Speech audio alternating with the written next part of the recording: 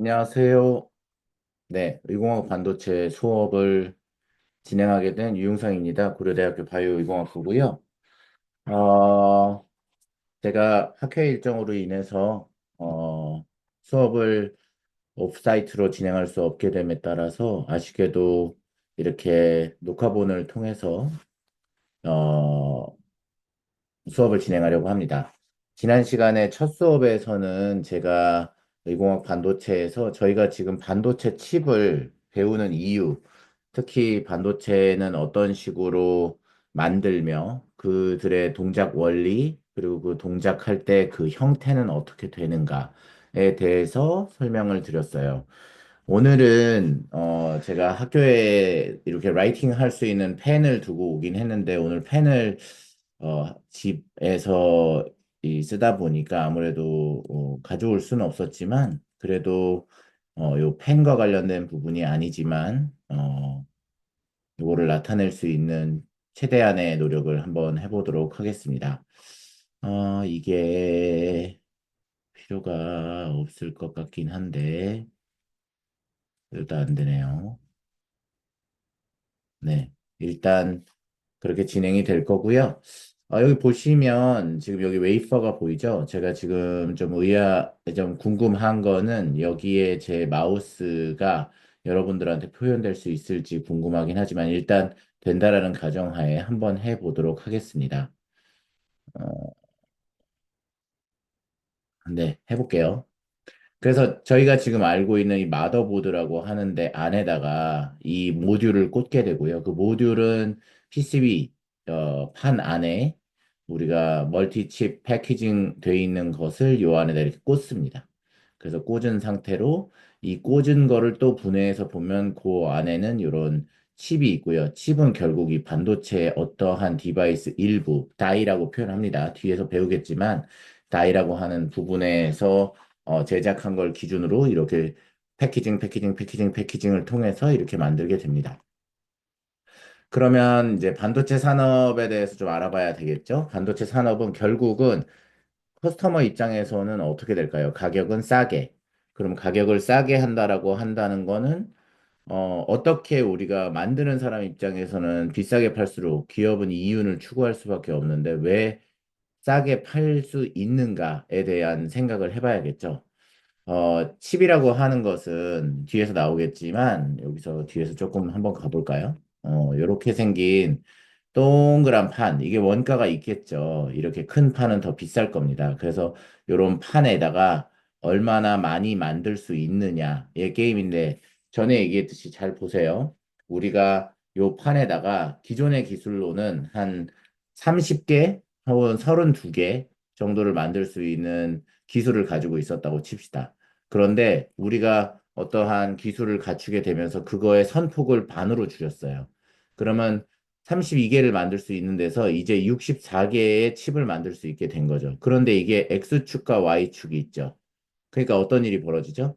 32개를 만드는 게 아니라 X축으로 2배, 64개가 되고 또 Y축으로 또 절반치가 될 테니까 2배가 될 거라서 실질적으로 만약에 선폭을 절반만 개선하는 기술이 있다 치면 제곱배인 4배에 해당되는 칩을 만들 수 있죠. 근데 그거는 실리콘 웨이퍼 한 개에서 나오는 겁니다. 이런 실리콘 웨이퍼 통 하나에서. 그러면 결론적으로 무슨 얘기예요?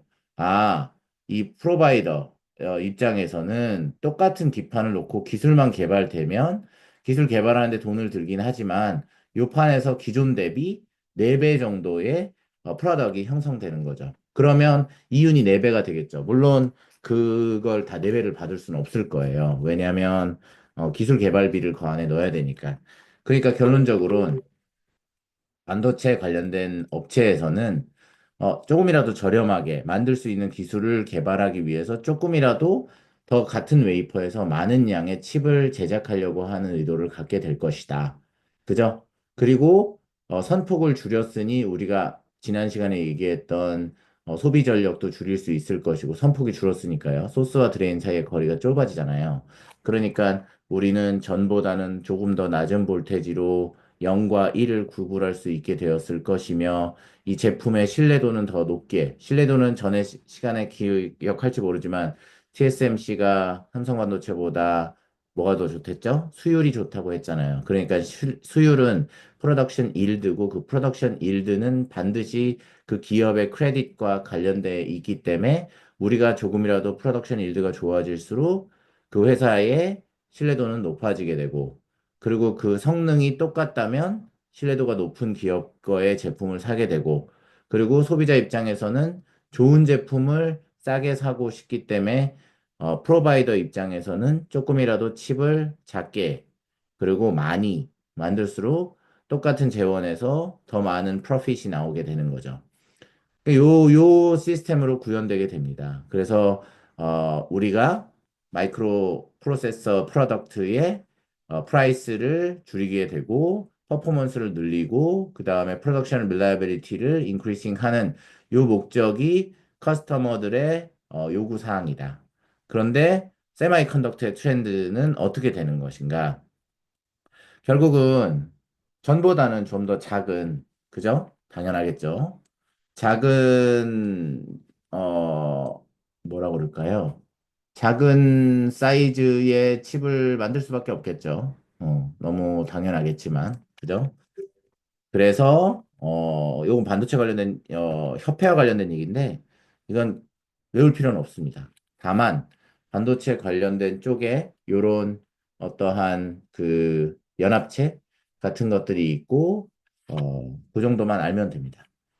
자, 이제 반도체는 왜 고부가가치 사업인지 설명 안 해도 되겠죠? 얼마나 반도체가 많이 쓰일지에 대해서 지난 수업 시간에 제가 여러 번에 걸쳐서 이야기를 했고, 그리고 이 반도체는 실제로 예전에는 기계공학의 전유물이라고 알려져 있던 뭐예요? 자동차, 기계과 사람들이 다 하는 거였는데, 이제는 여러분들이 느낄지 모르지만 초기의 자동차에는 디스플레이가 없었습니다. 근데 요즘에는 디스플레이가 메인이 됐고, 테슬라 같은 경우만 놓고 봐도 디스플레이가 엄청나게 많은, 그죠?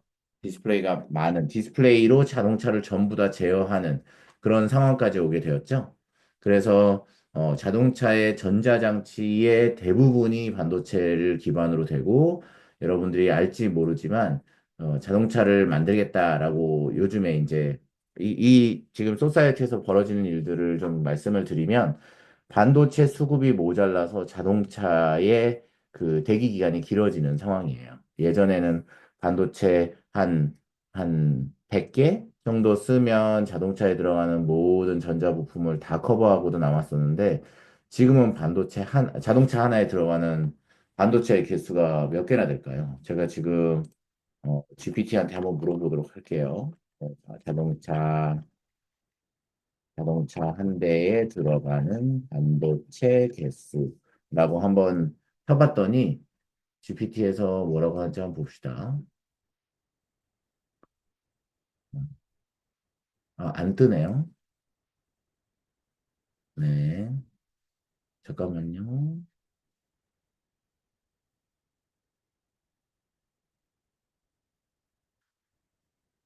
저 지금,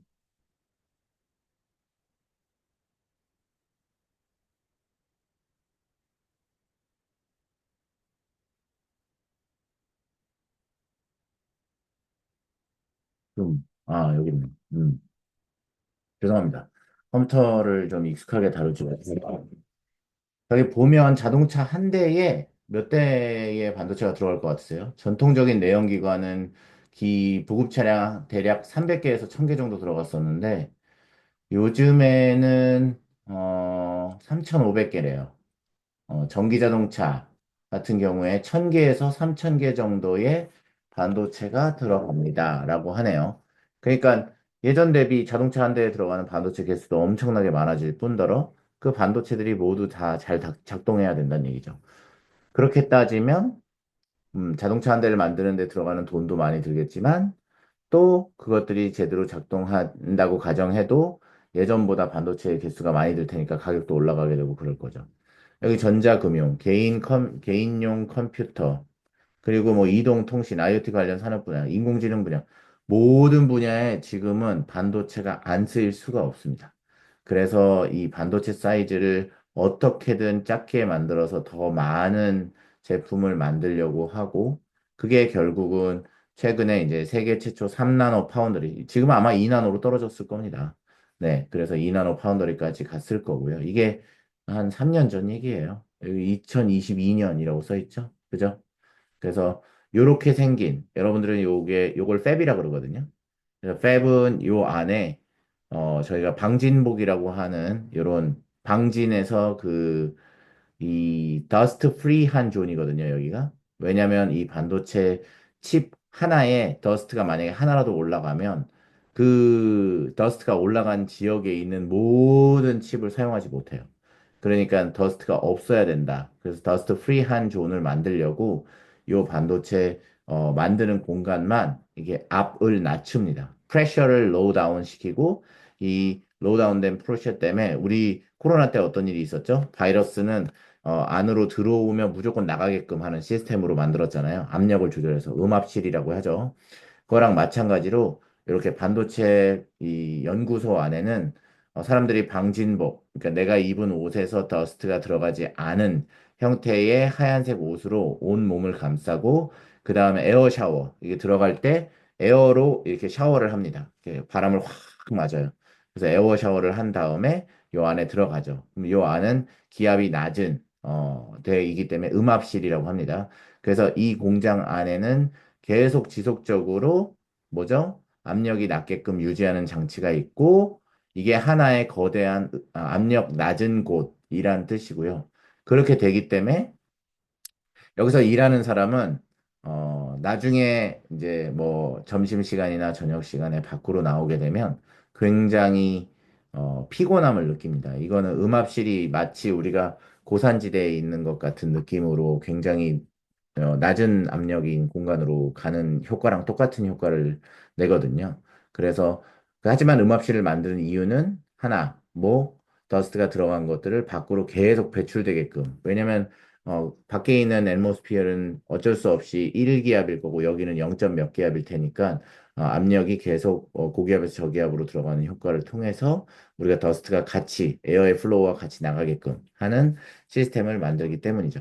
그래서 이렇게 생긴 시스템에서 우리가 이런 칩을 공정을 진행하고 있다라는 거를 알게 되면 됩니다. 여기 지금 파운더리가 하는 게 여기가 파운더리예요. 여기 지금 수원에 있죠. 수원 팹이라고 하죠. 네, 이렇게 해서 삼성전자가 가지고 있습니다. 자, 그러면 우리가 이렇게 하얀 옷 입고 들어가고 여기 노란색 조명을 쓰거든요. 이 노란색 조명을 쓰는 거는 이 여기서 이제 가시광, 노광기 나중에 배우겠지만 UV에 큐어러블한 UV에 굳는 어떠한 폴리머가 있는데 그 폴리머에 영향을 주지 않는 파장의 빛을 사용해야 되기 때문에 이 노란색 파장을 쓰게 됩니다. 그래서 이렇게 된 이거 주황색 룸인데 여기를 이제 요 아래 보시면 요 아래도 사실상 어떻게 생겼냐면 이 아래가 먼지가 흡수되게끔 먼지가 공기로 쭉 아래로 빠져나가게끔 디자인되어 있어요. 그래서 우리가 밟는 어떠한 스페이스도 먼지는 다 나가게끔 디자인된 거죠. 엄청 비싼 설비예요. 그래서 여기 보시면 이런 방을 우리가 클린 룸이라고 하고요. 그다음에 이 클린 룸의 가장 중요한 지표는 얼마나 적은 파티클, 이 공기 중에 파티클이 얼마나 적으냐, 그리고 얼마나 작은 것들이 얼마나 적게 있느냐를 가지고 우리가 클린룸의 청결 등급 지수를 매깁니다. 여기 보시면 이 클래스 1, 클래스 10, 클래스 100, 클래스 1000, 뭐 이렇게 나와 있잖아요.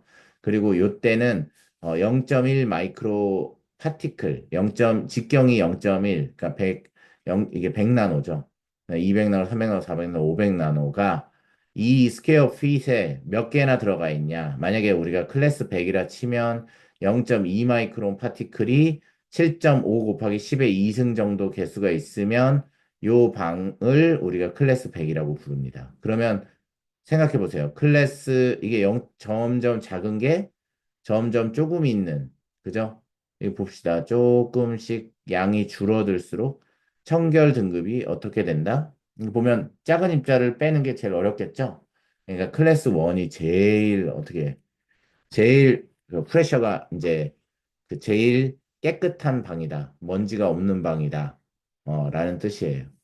그렇게 생각하시면 돼요. 그리고 여러분이 미세먼지를 제거하는 필터를 한번 보셨는지 모르겠지만 필터는 구멍이 클수록 필터 자체가 구멍이 클수록 이렇게 압력 소실이 없이, 그냥 압력 소실이라는 프레셔 다운 효과가 없이 그냥 계속 공기를 잘 통하게 돼요. 그러다가 먼지가 그 필터보다 이제 큰 게 있으면 여기가 딱 막혀서 프레시 다운을 유지하죠.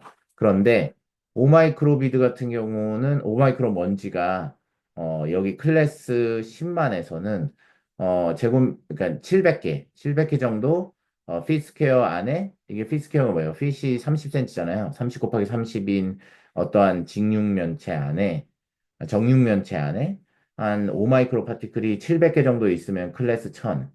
그 다음에 500마이, 이거는 뭐예요? 50 나노겠네요. 50 나노인 어떠한 입자가 클래스 1000이면 몇 개? 1000개 정도. 이게 더 많잖아요. 아니에요. 이게 많을지 모르겠지만, 개수가 많을지 모르겠지만, 이 사이즈를 잡을 수 없습니다. 이 사이즈를 잡는 게 너무 어려워요. 그러면 여기 가면 이게 교수님 여기 비어 있는 건 무슨 뜻인가요? 이거 200나노, 200나노죠? 이거 500나노겠네요. 200나노 파티클을 클래스 1000에서는 기대할 수 없다. 200나노에서는 여기에 있는 거는 클래스로 치지도 않는다. 1000에는 200나노는 카운트도 안 한다. 왜? 여기 500나노, 아니, 그러니까 5마이크론, 0.5 마이크론, 0.3 마이크론들은 여기 클래스 낮은데, 그러니까 이거 클래스 높은 데죠. 클래스 높은 데인데 이제 우리는 그러니까 클린 퀄리티가 낮은 데에서는 이 정도로 기대할 수 없다. 결국 우리가 좀 더 정밀하고 좀 더 수율 높은 반도체 어떻게든 더스트가 없는 상황을 만들려면 우리가 클래스 1 정도까지 가야 된다라는 이야기를 할 수 있게 됩니다. 요 숫자가 작을수록 좋겠죠. 스퀘어 피트 안에 파티클의 개수가 조금 있을수록 그 방은 더 깨끗한 방이라는 뜻이니까요. 그죠? 자, 요게 17년도 삼성전자 기출 문제예요. 반도체 산업의 특성에 대해서 설명해 보시오. 면접을 보면 정말 요렇게 나옵니다. 면접을 보면 뭐라고 나오냐면, 반도체 산업의 특성에 대해서 본인이 생각하는 걸 얘기해 볼까요? 뭐 이렇게 시험 문제도 아니에요. 그냥 이렇게 나옵니다. 그러면 이제 딱 닥치는 상황에서 뭘 생각해야 되냐? 얘가 얼마나 공부를 했느냐? 공부를 얼마나 했으며 이걸 머릿속에 어떻게 정리하는 능력을 가지고 있느냐? 자기가 가지고 있는 능력을 얼마나 잘 설명할 수 있느냐? 이런 능력을 봅니다. 그러니까 여기선 제가 핵심 요약 뭐 이런 프로세스를 다 설명하기 위해서 여기에 답안처럼 나왔지만 사실상 자, 반도체의 개념, 반도체가 산업체에서 기여하는 방법, 그 다음에 반도체의 기능, 반도체를 만드는 방법, 그 다음에 반도체를 이용해가지고 우리가 누리는 어떠한 삶의 기여도, 이런 것들을 다 전반적으로 체계화되게 머릿속에 넣어놔야 된다는 얘기죠. 이 수업은 반도체 공정을 설명하는 데 포커스를 맞추고 이 수업을 진행하긴 하지만 제가 첫 수업에서 이 반도체 공정에만 포커스를 맞추지 않은 이유도 이런 시험 문제가 실질적으로 나오기 때문이에요. 그래서 반도체를 보면 반도체는 설계를 해주는 설계 파트와 반도체를 생산과 설계를 이어주는 파트, 그 다음에 설계를 바탕으로 웨이퍼의 회로를 만드는 팹 공정, 그 다음에 이 웨이퍼를 칩으로 조립 공정하는 이런 전반적인 단계를 거치게 됩니다. 이 단계를 우리가 나중에 배우겠지만, 우리가 이제 생산 쪽에서 이제 8대 공정이라고 하고요. 그리고 요 8대 공정과 관련된 기술을 배우는 게 이 수업의 목적이지만, 반도체를 우리가 만드는 사람만 있느냐라고 했을 때는 그건 아니에요. 반도체를 어떻게 하면 최적의 전력을 낮추면서 어떻게 설계를 할지, 그리고 어떤 회로로 구현했을 때 소비 전력이 제일 낮고 더 많은 반도체를 넣을 수 있는지 제한된 공간 안에 그런 거를 디자인하는 사람들이 또 있겠죠. 그런 디자인하는 사람들이 설계 파트에 있습니다. 그래서 인티그레이트 디바이스 매니팩처들이 그런 거고 IP 컴퍼니들도 칩리스 이게 뭐냐면 칩을 만들지 않으나 칩리스한 IP 기업들이 있고 팹리스, 팹은 아까 뭐예요? 아까 그 하얀 옷 입고 들어가는 데 있잖아요. 팹은 안 들어가지만 팹은 없지만 이 칩의 동작성에 대해서 컴퓨터 시뮬레이션으로 볼 수 있는 사람들이 일하는 그런 컴퍼니도 있다. 그리고 이런 것들을 디자인하는 사람들, 디자인 하우스에 있는 사람들이겠죠. 이 디자인 하우스에 있는 사람들은 이 양쪽을 다 알아야 돼요. 설계도 할 줄 알아야 되고, 설계한 걸 기반으로 우리가 실제로 제작을 할 때 고려해야 될 요소를 둘 다 알아야 됩니다. 이건 마치 우리가 연구에서 시뮬레이션을 잘하는 사람, 즉, 여러분들로 따졌을 때는 쉽게 생각하면 우리가 AI를 하기 위해서 프로그래밍을 배우잖아요. 근데 프로그래밍을 아무리 배워도 그건 소프트웨어를 동작하게 하기 위한 기술로 프로그래밍을 배우는 거고, 그 매트랩이나 아니면은 소프트웨어로 짠 어떠한 소스 코드가 동작을 하기 시작하는 데는 그 동작을 하기 위한 그 회로의 설계도 필요할 거고, 그 동작을 액추에이터가 동작하게 하기 위해서는 그 디바이스에 대한 전반적인 이해를 가진 사람도 필요할 겁니다. 그러니까 웨이퍼를 생산하는 기술도 알면서 설계를 같이 할 수 있는 사람이 굉장히 레어템이 되겠죠. 뭐 연구자로서는 이 두 개를 다 할 수 있는 사람. 연구자로 따지면 시뮬레이션과 실험을 둘 다 할 수 있는 사람은 조금 고통스러울지 모르나 양쪽을 다 알아야 되기 때문에 하지만 굉장히 하이페이의 잡을 얻게 될 수밖에 없는 시스템이죠. 그러면 이제 파운더리에서는 지금 우리가 수업 시간에 배워야 될 8대 공정을 다 커버하게 됩니다. 그리고 이 8대 공정의 칩들을 패킹해서 이 패킹이라고 하면 전에 제가 수업 시간에 뭐라 그랬죠? 칩은 엄청 작은데 그 도선들의 두께는 어느 정도 두께가 있어야 되기 때문에 그 소스와 드레인을 이어줄 수 있는 도선을 연결하는 일이 필요하다. 그게 패키징이라고 했어요. 그리고 패키징을 한 다음에 그 패키징을 한 걸 기준으로 이게 제대로 동작하는지 수율이 얼마인지를 테스트하는 분야가 있습니다. 그래서 파운더리에서는 웨이퍼 생산부터 패키징 테스트까지 모두 하고 그거를 이제 판매 유통하는 회사들도 있고 이건 팹리스 회사들 아니면 IP 컴퍼니는 설계만 하죠. 그 다음에 이제 인테그레이트 디바이스 매니팩처는 이걸 전부 다 한다. 이 대표적인 데가 어디예요? 삼성전자잖아요. 그죠? 삼성전자가 이런 일을 합니다. 그래서 이렇게 만드는 걸로 되어 있고 그거를 조금 더 구체화되게 머릿속에 넣으시고 싶으시면 여러분이 알고 있는 지식을 기준으로 이건 17년에 나온 문제지만 그때의 지금 회사와 지금 회사는 다릅니다. 하지만 우리가 그래도 알 수 있는 거는 설계와 관련된 거는 그렇게 유명한 업체들이 없겠죠. 하지만 왜냐면 이제 디바이스 전쟁이 일어나지 소프트웨어 전쟁은 일어나지 않잖아요. 소프트웨어는 하나로 최적화된 시스템을 만들어 놓으면 어, 디바이스가 얼마나 그 소프트웨어를 따라올 수 있느냐의 게임에 빠지기 때문에 설계와 관련된 회사를 여러분이 이걸 다 아는 회사는 없을 겁니다. 하지만 설계를 담당하는 팹리스 회사 중에는 여러분이 아는 회사가 엄청 많죠. 이거 보세요. 퀄컴, 그 다음에 애플, 그 다음에 AMD, 엔비디아, 실리콘웍스 이거 다 여러분 들어가셨는지 모르지만 이거 다 엄청 유명한 회사. 네, 팹을 만들지 않으나 이 팹에서 만드는 제품을 사서 조립해가지고 제품을 만드는 회사들이죠. 그래서 팹은 안 하지만 조립을 하기 때문에 팹리스 회사들이 이런 일을 합니다. 그러면은 생산 공정을 담당하는 파운더리를 가진 회사들은 어디가 있을까요? 뭐 글로벌 파운더리인 TSMC가 있죠. 그죠? 그 다음에 삼성전자 대표적인데 삼성전자는 설계부터 생산까지 전부 다 해요. 그래서 이제 삼성전자와 하이닉스, 인텔, 마이크론들이 이런 걸 다 하죠. 그죠? 그래서 뭐 역사를 애플의 역사를 아시는 분들은 알겠지만 인텔 제품 갖다가 쓰고 뭐 이렇게 했습니다.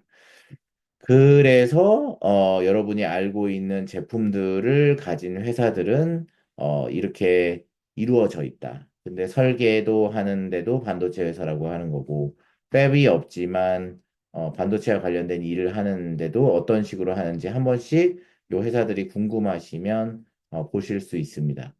그리고 이 중에 제일 유명한 회사가 하나 있어요. 여기 ASML이라고 이게 보이시죠? 이게 제 기억이 지금 가물가물한데 네덜란드 회사였던 걸로 기억을 하거든요. 근데 이 네덜란드 회사가 왜 유명해졌냐? 이 팹에 들어가는 핵심 기술, 특히 이제 그 소스와 드레인 사이를 얇게 만드는, 그러니까 가깝게 만드는 포토 공정이 있거든요. 그 포토 공정의 디바이스를 만드는 대표적인 회사가 ASML입니다. 전 세계에서 제일 잘하죠. 그래서 요 회사가 그거를 담당하고 있다. 그래서 이 회사는 엄청 유명하다. 그리고 나머지는 거기에 관련된 세마이컨덕터 머티리얼을 대주는 회사, 뭐 아니면 실리콘 웨이퍼를 대주는 회사, 혹은 뭐, 뭐 그런 회사들입니다. 그래서 뒤에 여기 SK 실트론이라고 여기 써 있잖아요. SK 실트론은 그 뒤에서 동영상을 제공해 주면서 어떤 일을 하길래 왜 반도체 회사에서 머티리얼을 제공한다라는지 한번 여러분이 추측할 수 있는 기회가 있을 겁니다. 자, 웨이퍼의 특징에 대해서 설명하시오. 18년 차 문제인데요.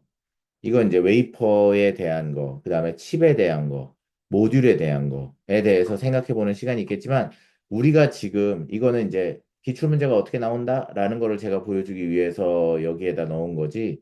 사실상 이 일장의 수업을 끝났을 때는 아마 이 수업을, 요 질문에 대해서 한번 다시 우리가 봐야 될 겁니다. 네, 한번 볼게요.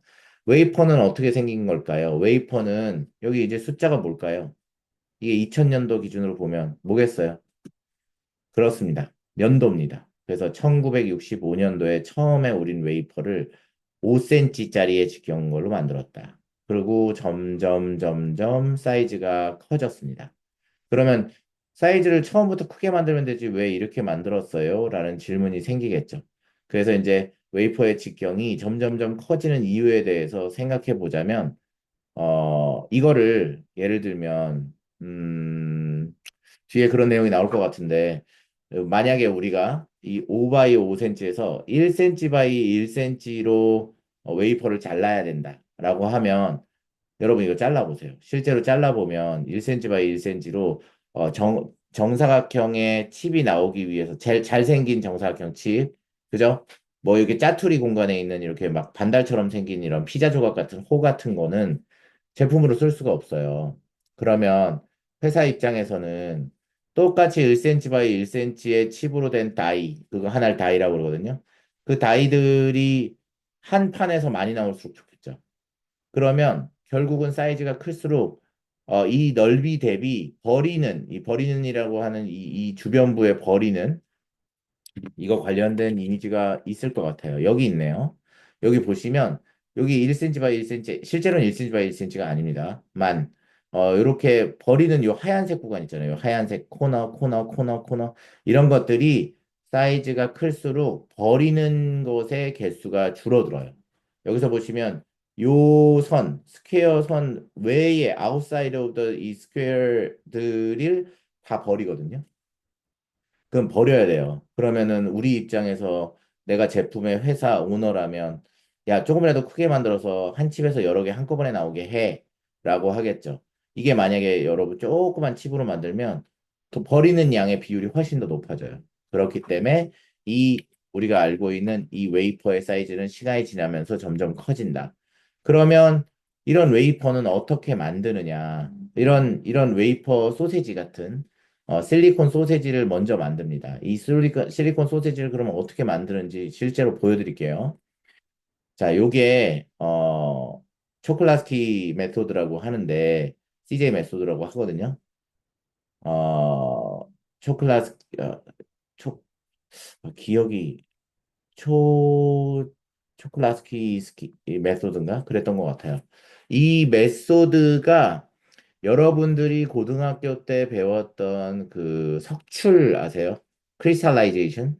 그러니까 우리가 어떠한 결정질이 멜팅 포인트보다 조금 더 어떠한 머티리얼이 멜팅 포인트보다 좀 더 낮은 데로 내려가게 되면 리퀴드가 솔리디파이 되고 그 솔리디가 굳어지는 환경을 잘 조절하면 그 조절하는 걸로 우리가 웨이퍼를 만들 수 있는데요. 그 실리콘의 멜팅 템퍼레처보다 좀 더 낮은 어떠한 환경을 만들어주면 리퀴드 실리콘이 솔리드가 되겠죠. 그 솔리드 되는 것을 어, 일정하게 유지하면서 이렇게 뜨거운 데서 조금씩 에어 쪽으로 갖다 뽑는 거예요. 그러면 뽑으면 어떤 일이 벌어지느냐? 그런 실리콘 소세지가 나오는 거죠. 여기 보세요. 이거 영상 안 되나? 영상이 안 되나요? 안 돼. 영상 왜 안 돼?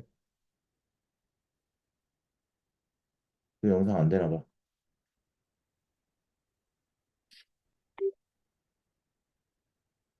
이것도 연산이 안 되네. 잠깐만요. 이거 연산 되나? 어,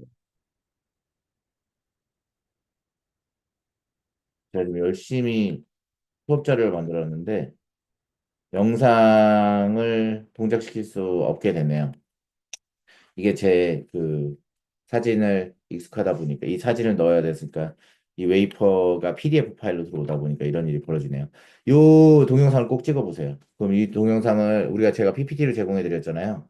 그러면 이 제품을 한번 눌러보시면 어떤 일이 벌어지냐면 이 인곳이 이렇게 돌면서 그죠? 이게 돌면서 이렇게 결정화된 인곳이 나와요. 그래서 우리가 그것을 뭐라고 부르냐면 인곳이라고 부릅니다. 요 크리스탈린 된 어떠한 솔리드 된 이 석영 덩어리, 실리콘 덩어리 굉장히 커요, 실제로는.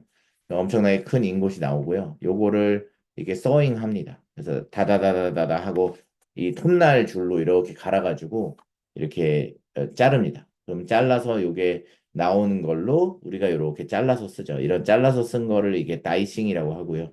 이렇게 잘라가지고 쓰게 되고 이 웨이퍼를 만드는 과정을 초콜릿스키 방법으로 만들고 그다음에 이거를 절단하고 이 절단한 걸 기준으로 우리가 웨이퍼를 만들면 이 웨이퍼에서 하나 나오는 이런 것들이 이 다이가 됩니다. 그래서 여기 지금 보면 하나, 둘, 셋, 넷, 다섯, 여섯, 맨 위쪽에서 여섯 개의 반도체 칩의 다이가 나오는 거예요. 아시겠어요? 그래서 이 다이 기준으로 우리가 뭘 하죠? 패터닝 공정을 하고 거기에 소스와 드레인 그리고 게이트를 연결을 하고 그 게이트를 어떠한 솔리드된 어떠한 금속에다가 연결을 하는 이 패키징 공장과 이 패키징 공정과 어셈블리 공정, 어셈블리는 이 전극이랑 요 반도체 칩이랑 이렇게 딱 붙이는 요 과정을 통해서 최종 검사를 통해서 제품을 내보낸다. 라고 생각하시면 됩니다. 그래서 반도체 프로세스에서 어쨌든 실리콘은 어디서 왔느냐? 실리콘은 만들어지는 것이다.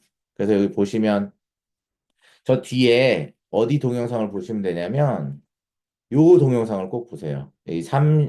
직경이 30cm인 반도체 실리콘 웨이퍼를 만드는 전 과정을 SK 실트론에서 제공을 해줬어요. 그래서 제가 이걸 PPT에다 넣어놨거든요. 그러니까 이걸 꼭 보세요. 제가 이거를 사실 동영상을 틀어드리면서 보여드리고 싶은데 이게 지금 PDF 파일로 들어오는 바람에 동작을 안 한다는 걸 알았나요? 그래서 다음에는 제가 이런 방식으로 수업을 하지 않도록 하겠습니다. 그러면 여기에서 보셨을 때 이런 폴리실리콘을 어떤 도가니, 이거 도가니라고 하면 이제 엄청나게 힛을 줄 겁니다. 그래서 이런 석영의 덩어리로 된 것을 요 안에다가 넣고 녹입니다.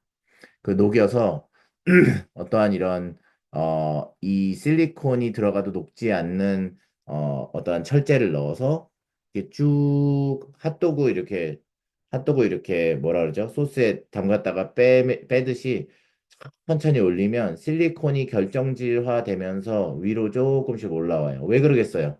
이게 온도가 갑자기 저기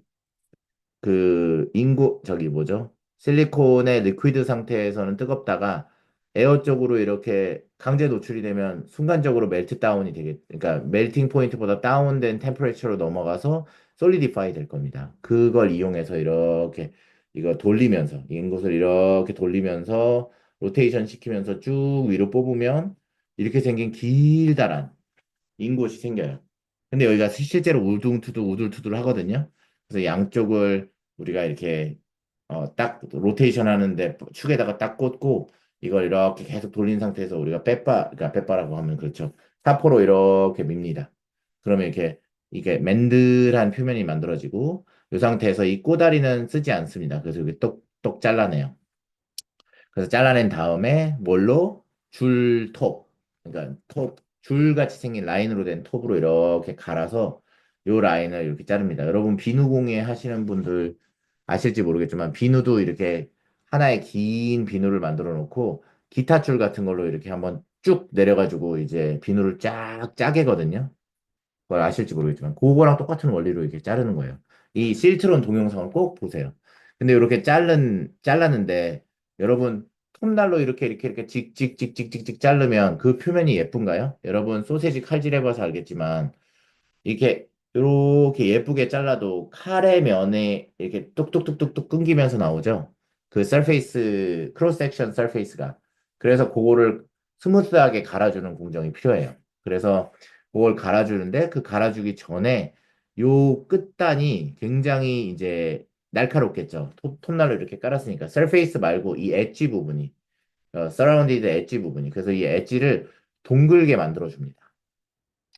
교수님, 라운드 엣징을 안 하고 이거를 표면을 갈면 안 돼요? 그래도 될 것 같은데 무슨 일이 벌어지냐면 이 실리콘 웨이퍼의 가장 큰 특징은 저희가 나중에 실리콘을 혹시 실제로 보여드리고 이게 자르는 거를 실습을 통해서 한번 볼 거예요. 근데 그때 보면 아시겠지만 이 실리콘 웨이퍼는 주변에 하나라도 흠이 있잖아요. 아니면 크랙이 걸리잖아요. 그러면 이 크랙을 기준으로 라인이 쫙 갈라집니다. 그러니까 어떻게 해서든 크랙을 인공적으로 만들지 않았다면 어떠한 서페이스는 스무스할수록 내구성이 좋아요. 그러니까 갈라질 가능성이 없는 게 실리콘 웨이퍼의 원본을 보존하기 편한 형태가 된다는 거죠. 그러니까 실리콘 웨이퍼가 우리 고객한테 닿기 전에는 이 실리콘 웨이퍼는 무조건 어떻게 해야 된다? 보존이 잘 돼야 된다. 보존이 잘 되려면 이렇게 각이 있어가지고 이렇게 지나다니면서 어디에 툭 하고 걸려서 크랙이 딱 생기면 그 크랙 기준으로 쫙 갈라질 테니까 이게 이렇게 툭 건드려도 조금이라도 크랙에 안 걸리는 형태로 만들어 주자. 그래서 여기를 라운딩을 해줍니다. 그래서 여기 라운딩을 쫙 해주면 그렇지 않을 때에 대비해서 크랙이 갈 가능성이 굉장히 드라마틱하게 줄어듭니다. 그 10배 이상 줄어들어요. 그러면 이제 이렇게 된 거를 라운딩을 갈아놓고 여기다 딱 꽂으면 꽂을 때도 만약에 이제 이거를 안 하고 하면 꽂는 동간에도 이렇게 쫙 하고 갈라져요. 그래서 여기다 올려놓으면 여기서 이제 사포들을 이렇게 긁습니다. 그럼 여기서 질문이 생길 수 있죠. 교수님, 사포를 이렇게 좀 화면을 제가 잠깐 좀 키울게요. 네.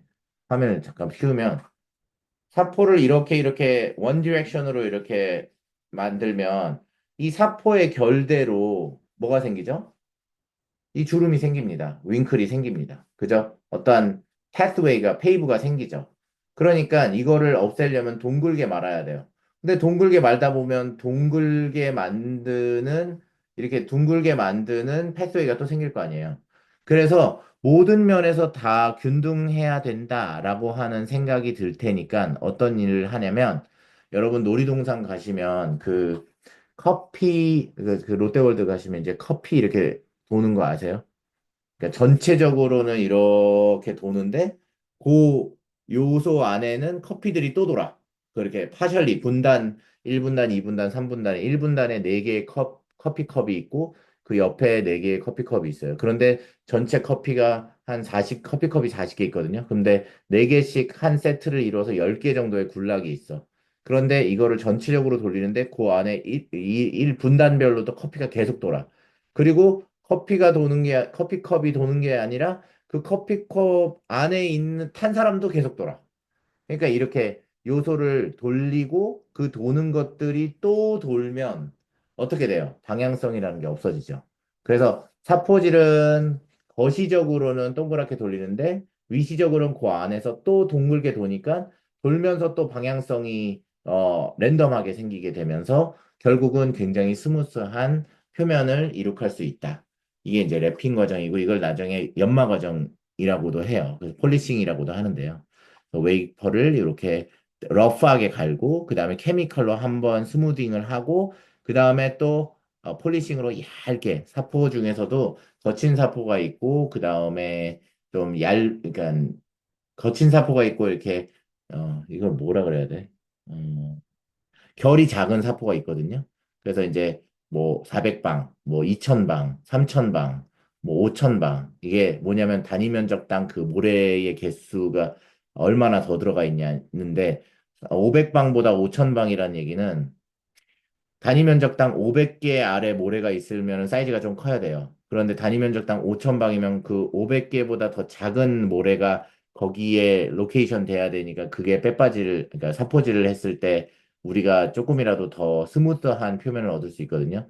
그럼 만 방이 훨씬 좋을 거고, 2만 방은 훨씬 더 좋을 거고, 그렇게 되겠죠. 그래서 이런 걸 다 하면 웨이퍼 검사를 하게 됩니다. 이 모든 과정이 동영상으로 제작되어서 제공해 주는 게 바로 실트론이에요. 실트론 동영상 꼭 보세요.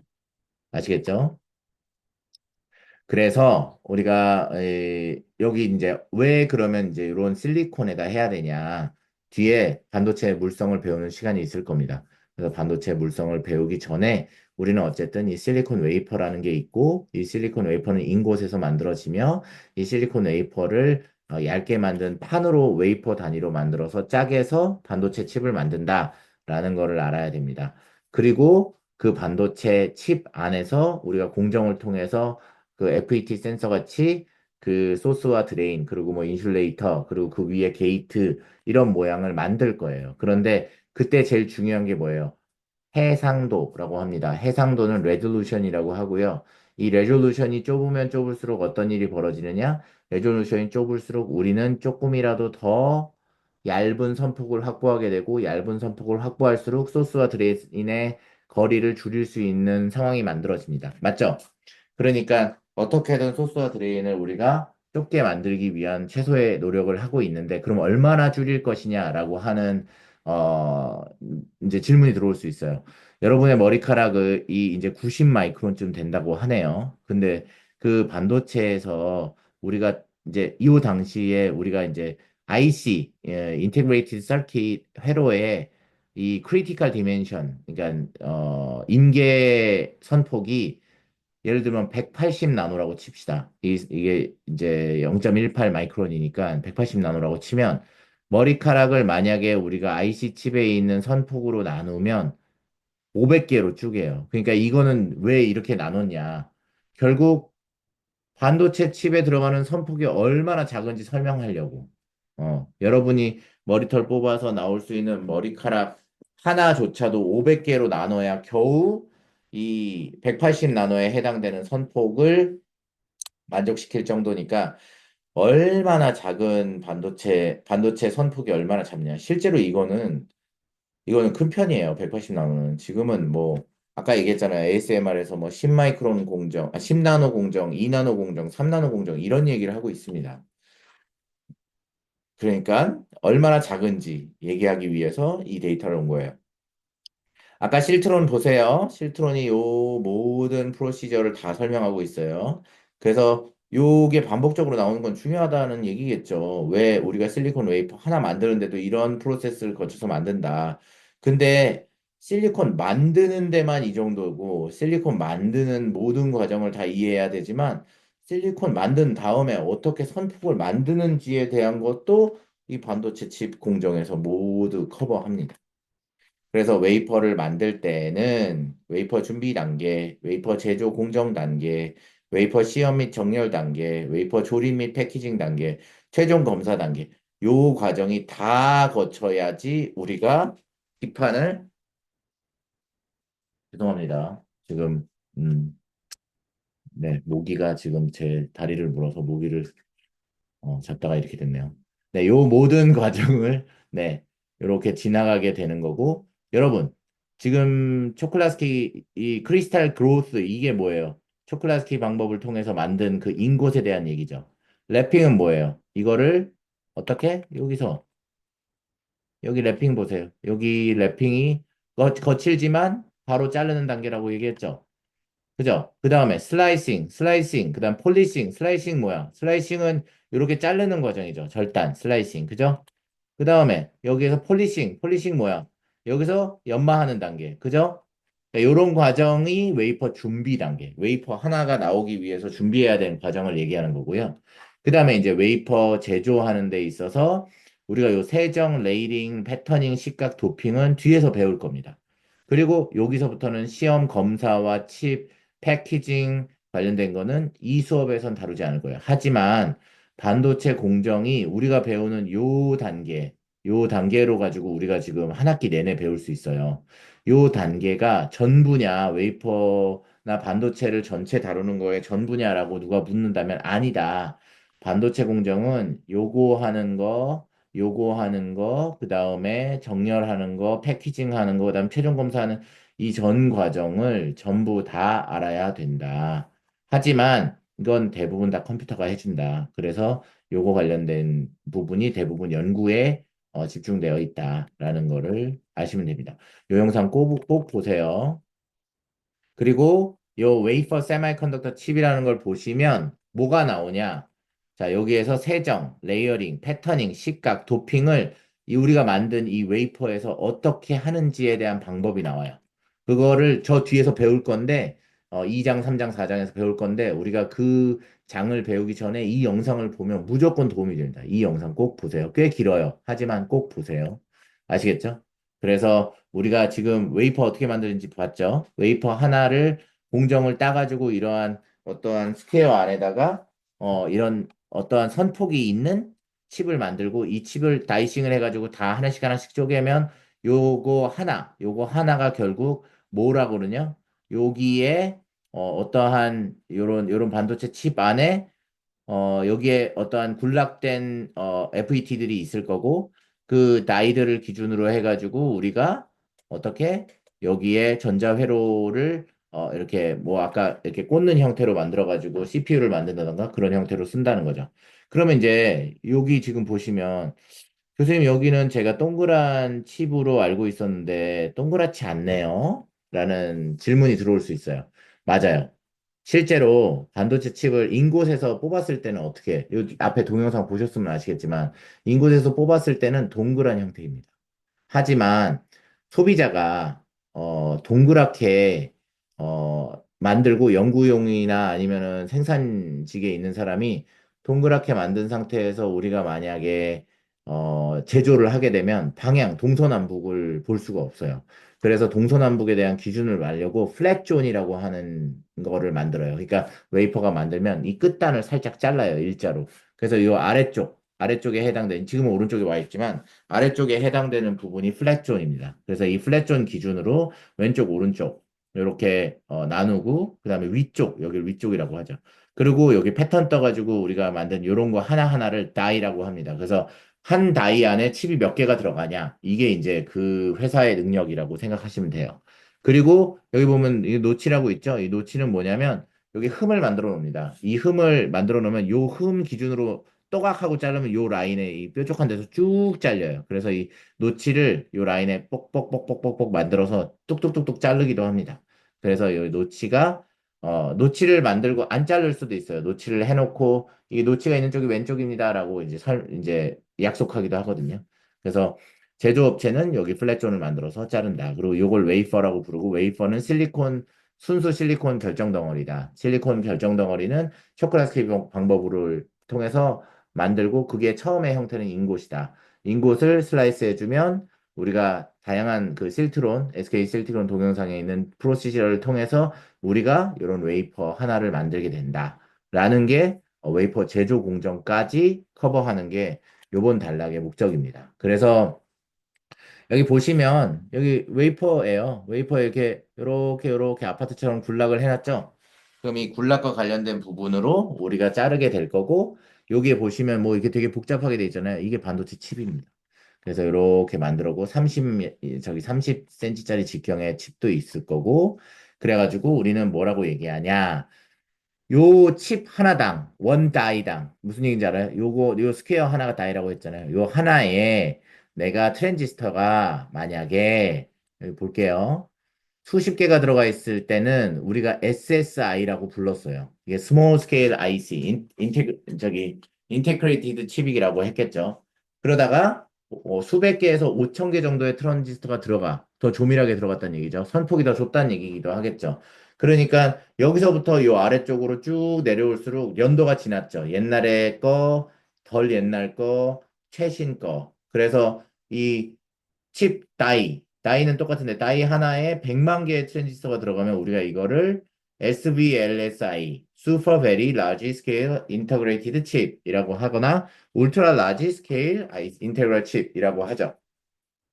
그래서 여기 이제 요거 판 하나에도 이렇게 존들을 막 나눠가지고 우리가 이 토탈 트랜지스터의 개수에 따라서 우리가 호칭을 이렇게 이제 부른다라는 정도만 알면 됩니다. 여러분이 이 개수를 다 외울 필요는 없겠죠. 다만 어떠한 칩이 그 다음 세대인지 정도는 알아야 될 겁니다. 아시겠죠? 그래서 어, 이 반도체 전 과정을 설명한 법칙이 하나 있어요. 반도체 유명한 법칙이에요. 이게 무어의 법칙이라고 하는데요. 이게 뭐냐면 반도체가 소중하고 반도체가 중요하고 산업 전반에 핵심적인 역할을 한다라는 거는 모든 사람들이 알고 있었어요. 그죠?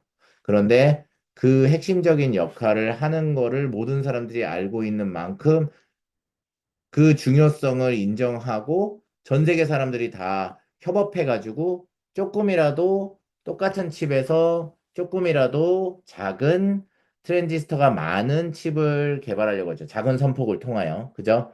그런데 매년 놓고 봤을 때 반도체 집적 회로의 소자수가 1년마다 2배씩 증가하더라. 그러니까 뭔 얘기냐면 옛날에는 단위 면적당 500개 있었는데 1년 지나니까 1000개가 들어가요. 그 다음에 또 1년이 지나니까 뭐예요? 2000개가 들어가. 그런 식으로 이제 점점 발생한다. 그러니까 1년마다 2배씩 집적 회로의 소자의 수가 드러난다. 이제 늘어나고 있다. 그러니까 반도체 기술은 1년 단위로 매우 가격이 떨어지는 형태로 가고 있으나 소자의 개수는 2배씩 늘어나고 있다. 다 같은 면적에서. 왜? 반도체 기술이 이제 패터닝 할 수 있는 기술이 점점 개발이 잘 됐다. 그리고 똑같은 얘기로 단위 면적당 들어갈 수 있는 트랜지스터 개수가 많으니까 이득이다. 그 얘기를 하는 거죠. 이해되시겠어요? 그래서 무어슬로는 뭐라고 얘기하냐면 옛날에 여기 보시면 2005년에 여러분은 이거 상상도 못할 텐데 지금 여기 128 메가바이트 그죠? 메가바이트에서 기가바이트까지 2015년에서 2014년까지밖에 안 걸렸어요. 이게 몇 배인지 아시죠? 네, 메가바이트 여기서 여기까지 몇 배야. 그죠? 네, 1000배쯤 되지 않아요? 메가바이트 제가 이거 잠깐만 마이크론 저는 마이크론 나노 요 아래쪽은 많이 봤는데 밀리미터 다음에 킬로미터 다음에 그 다음에 안 재봤어요. 사실 한번 알아봐야겠다. 잠깐 우리의 사랑 GPT한테 물어봅시다. 128 메가바이트와 128 기가바이트는 몇 배 차이나? 라고 물어봤어요. 물어보고 있습니다. 단위환산 1기가바이트가 1024메가바이트네요. 그러니까 거의 약 1000배. 1000배. 그러니까 정보를 1000배 더 저장할 수 있다는 얘기네요. 네, 1000배 더 저장할 수 있다는 얘기네요. 여기 보시면 무어 법칙에 따라서 연도수가 70년대부터 2000년대까지 계속 오면서 이 뭐야 칩 하나당 트랜지스터의 개수가 4000개, 8000개, 그 다음에 뭐 여기 뭐 요렇게 쭉쭉쭉쭉 이게 약간 선형곡선을 이루면서 증가하고 있더라. 이 선형곡선이 딱 2배 곡선이 맞더라. 라는 이야기를 하는 거예요. 그래서 이게 무어슬로다. 무어슬로를 어, 아셔야겠죠. 그래서 이렇게 무어슬로에 따르면 반도체가 2배씩 올라가기 때문에 반도체의 가격도 그만큼 줄어들겠죠. 회사 입장에서는 같은 다이에서 나올 수 있는 트랜지스터의 개수가 많아지기 때문에 예전보다 가격을 똑같이 받으면 회사만 2배씩 이득을 내는 거죠. 근데 그거를 소비자 입장에서 용인하지 않겠죠. 그러니까 반도체 가격도 다운돼야 된다라는 거죠. 그래서 이런 일이 벌어지고 있다. 그리고 이 IC 칩, MSI, LSI, VLSI, ULSI 아까 단위 면적당 있는 개수 있죠? 그 개수들이 탄생하게 된 것도 소자의 크기가 점점 작아지면서 가격도 같이 떨어지고, 그리고, 단위 면적당 들어가는 트랜지스터 개수는 2배씩 늘어난다. 요 얘기를 한 겁니다. 그래서 오늘 수업은 이제 소재, 어떻게 이 실리콘 웨퍼를 만드는지에, 그리고 그 과정에 어떻게 있는지에 대해서 여러분들이 이해하고, 그 영상을 꼭 보세요. 그 정도만 하는 걸로 오늘 수업을 마치도록 하겠습니다. 네, 수고하셨습니다.